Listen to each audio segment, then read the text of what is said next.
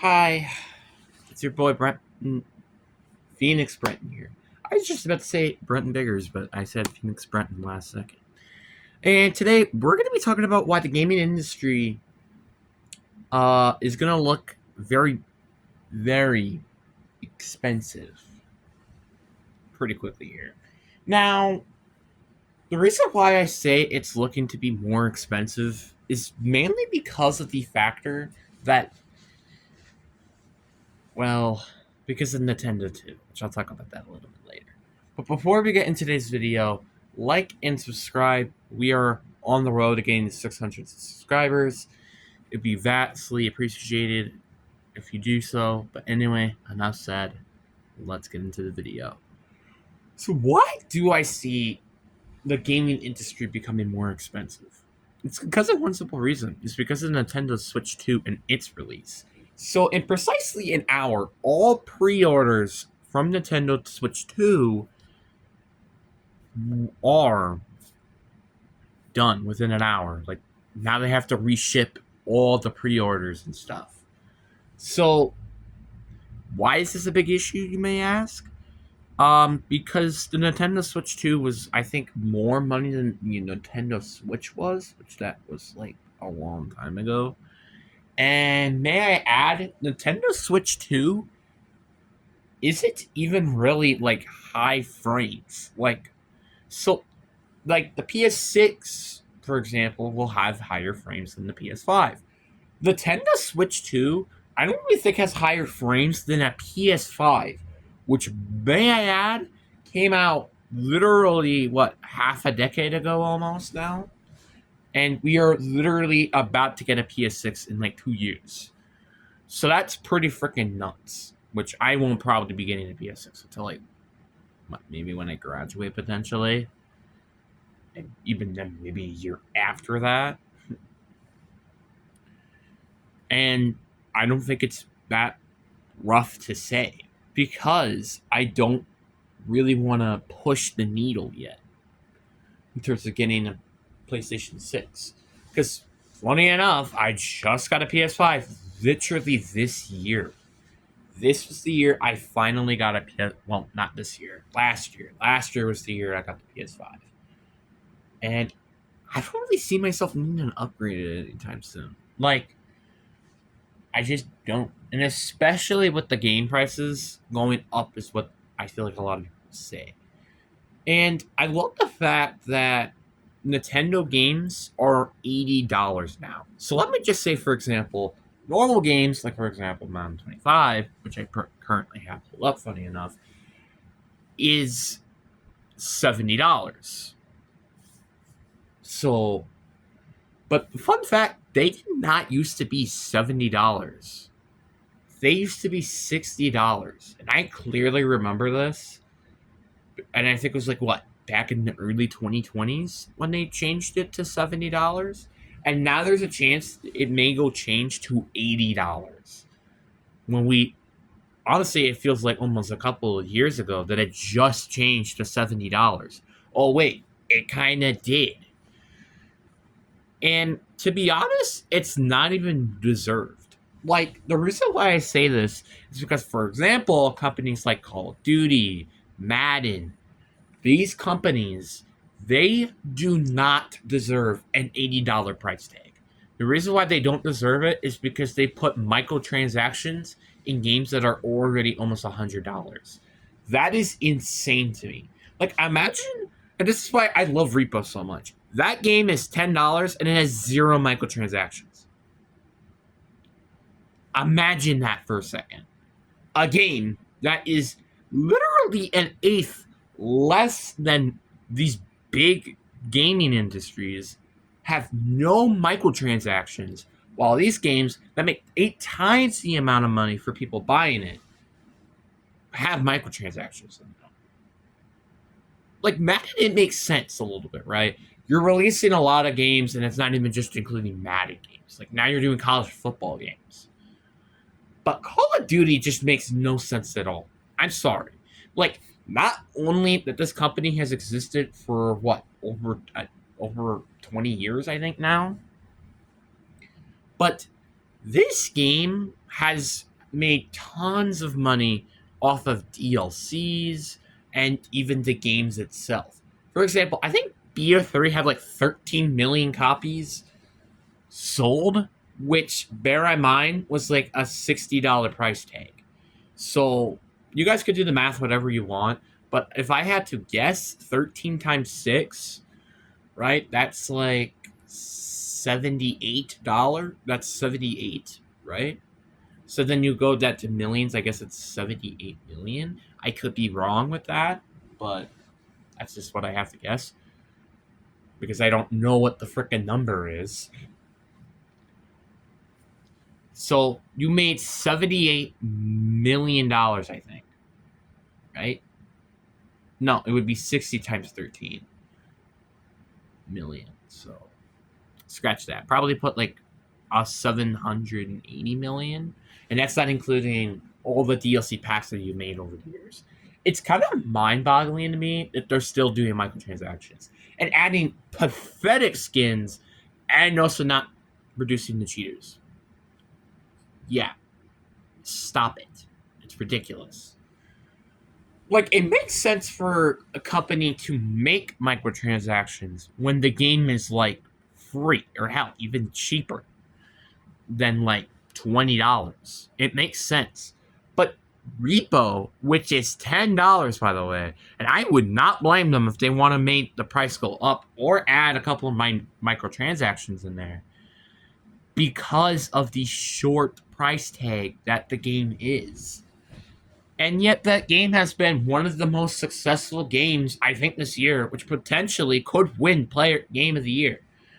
Which proves the point where the game does not have to be that expensive to be winning Game of the Year. All it needs to do is to be a good game.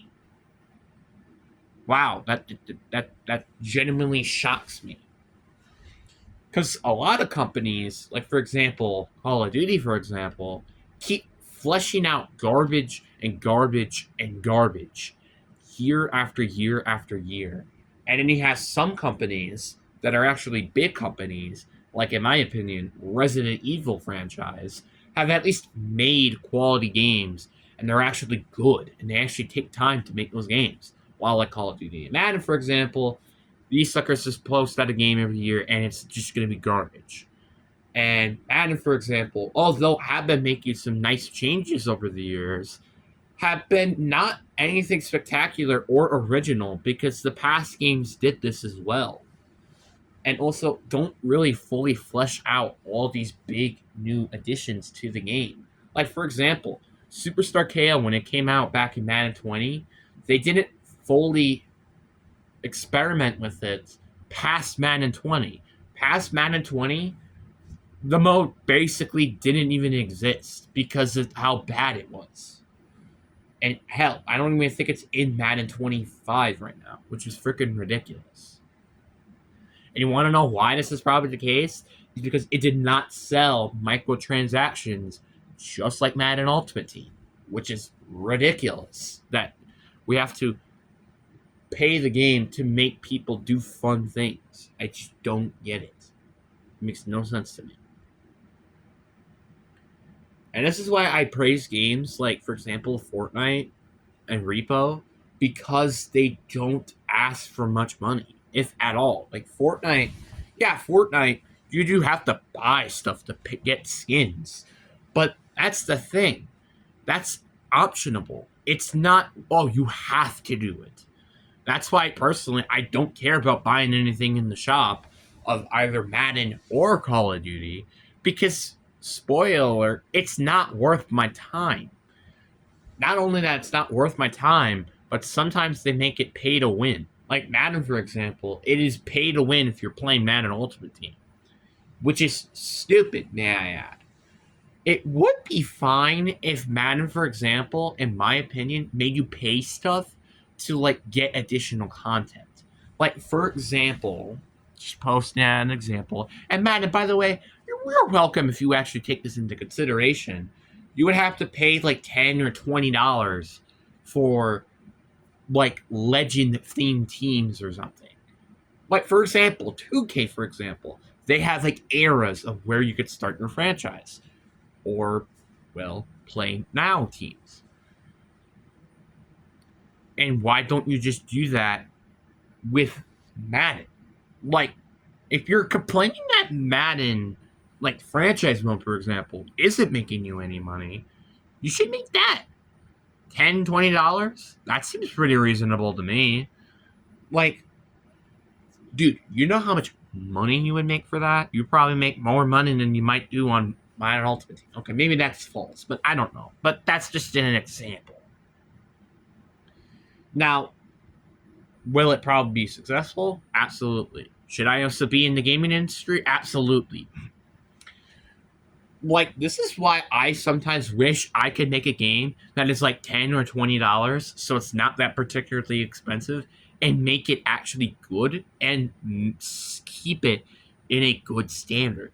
Like, for example, I wanted to make like a round-based zombies like mode, for example, and I wanted to make it like simple money, but it make it feel good for those old players, and then have some of the hardcore players as well actually have an experience.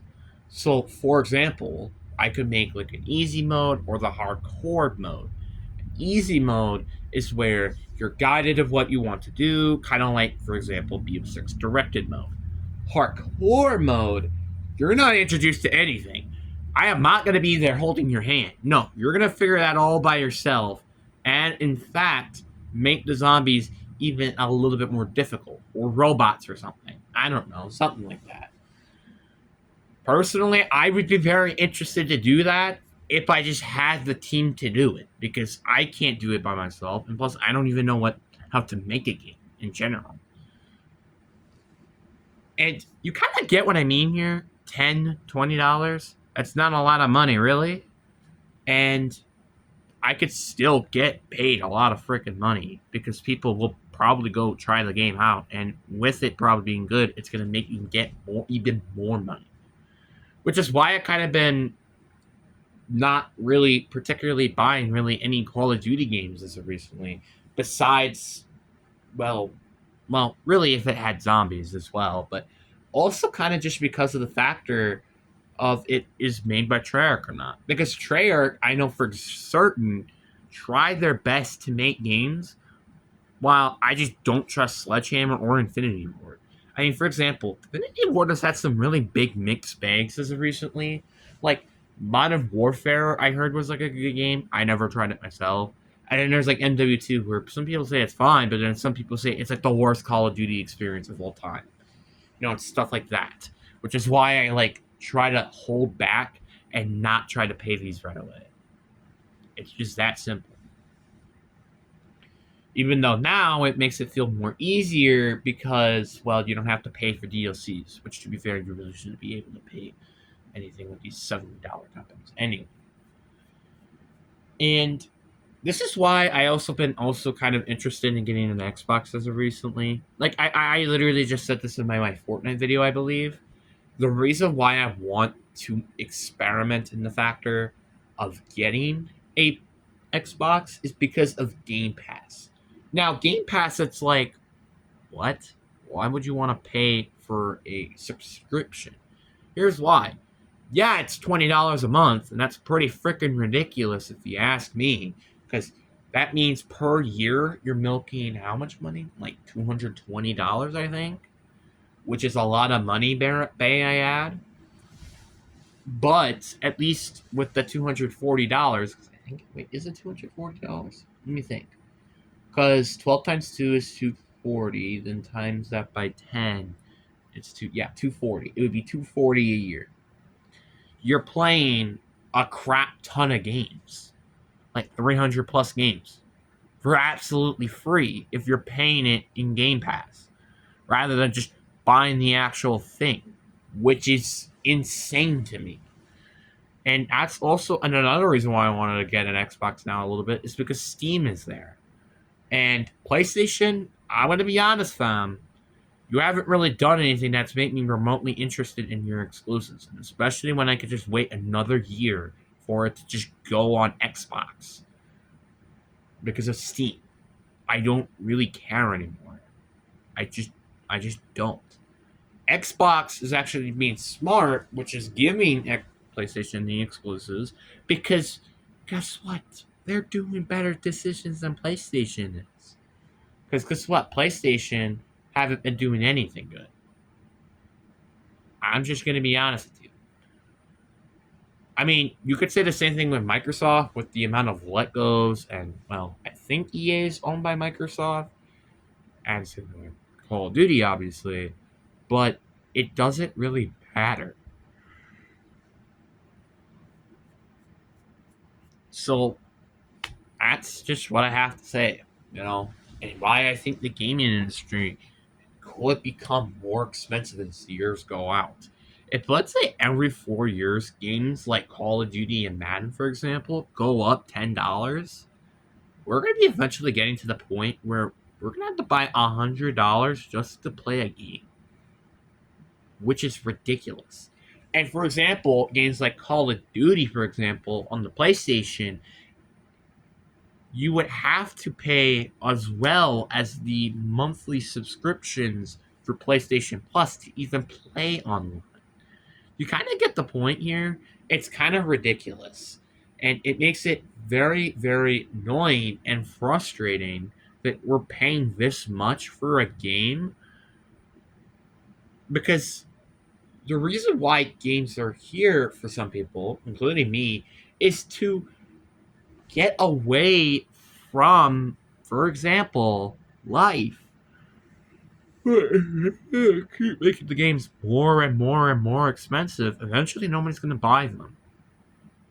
And then eventually, games like the indie games, for example, games like, for example, Repo, will have millions and millions, potentially billions of people playing the game because they're so much more affordable. And not only that, you can play with your friends and actually have a good time with it. Yes, do I wish that Repo was on a console? Absolutely. Because I bet you they would make even more and more money that they truly deserve. Like, for example, the first update I just recently saw on their channel, which, by the way, subscribe to Sendywords, by the way. Love them. They make cool content.